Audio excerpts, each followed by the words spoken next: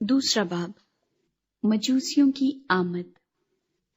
جب یسوع ہیرودیس بادشاہ کے زمانے میں یہودیہ کے بیت لحم میں پیدا ہوا تو دیکھو کئی مجوسی پورب سے یروشلم میں یہ کہتے ہوئے آئے کہ یہودیوں کا بادشاہ جو پیدا ہوا ہے وہ کہاں ہے، کیونکہ پورب میں اس کا ستارہ دیکھ کر ہم اسے سجدہ کرنے آئے ہیں۔ یہ سن کر ہیرودیس بادشاہ اور اس کے ساتھ یروشلم کے سب لوگ گھبرا گئے،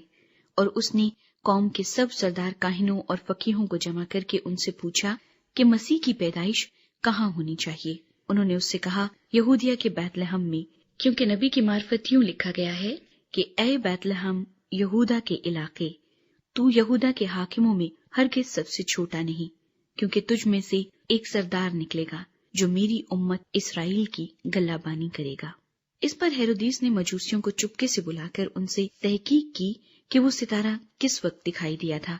اور یہ کہہ کر انہیں بیت لحم کو بھیجا کہ جا کر اس بچے کی بابت ٹھیک ٹھیک دریافت کرو، اور جب وہ ملے تو مجھے خبر دو تاکہ میں بھی آ کر اسے سجدہ کروں۔ وہ بادشاہ کی بات سن کر روانہ ہوئے، اور دیکھو جو ستارہ انہوں نے پورب میں دیکھا تھا وہ ان کے آگے آگے چلا، یہاں تک کہ اس جگہ کے اوپر جا کر ٹھہر گیا جہاں وہ بچہ تھا۔ وہ ستارے کو دیکھ کر نہایت خوش ہوئے، اور اس گھر میں پہنچ کر بچے کو اس کی ماں مریم کے پاس دیکھا اور اس کے آگے گر کر سجدہ کیا، اور اپنے ڈبے کھول کر سونا اور لبان اور مر اس کو نظر کیا،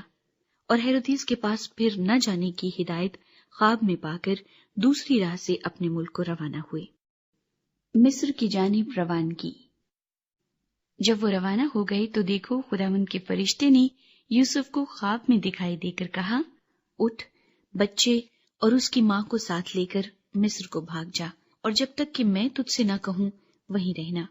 کیونکہ ہیرودیس اس بچے کو تلاش کرنے کو ہے تاکہ اسے ہلاک کرے۔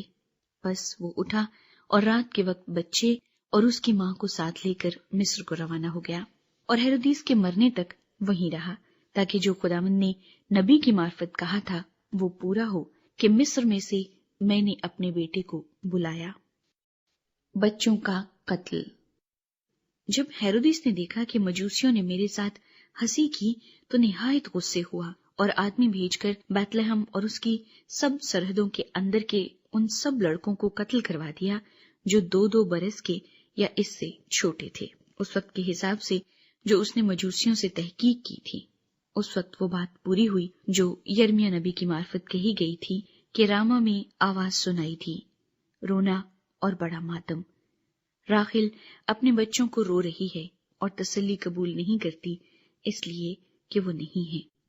مصر سے واپسی۔ جب ہیرودیس مر گیا تو دیکھو خداوند کے فرشتے نے مصر میں یوسف کو خواب میں دکھائی دے کر کہا کہ اٹھ، اس بچے اور اس کی ماں کو لے کر اسرائیل کے ملک میں چلا جا، کیونکہ جو بچے کی جان کے خواہاں تھے وہ مر گئے۔ بس وہ اٹھا اور بچے اور اس کی ماں کو ساتھ لے کر اسرائیل کے ملک میں آ گیا، مگر جب سنا کہ ارخلاؤس اپنے باپ ہیرودیس کی جگہ یہودیہ میں بادشاہی کرتا ہے تو وہاں جانے سے ڈرا، اور خواب میں ہدایت پا کر گلیل کے علاقے کو روانہ ہو گیا، اور ناصرت نام ایک شہر میں جا بسا، تاکہ جو نبیوں کی معرفت کہا گیا تھا وہ پورا ہو کہ وہ ناصری کہلائے گا۔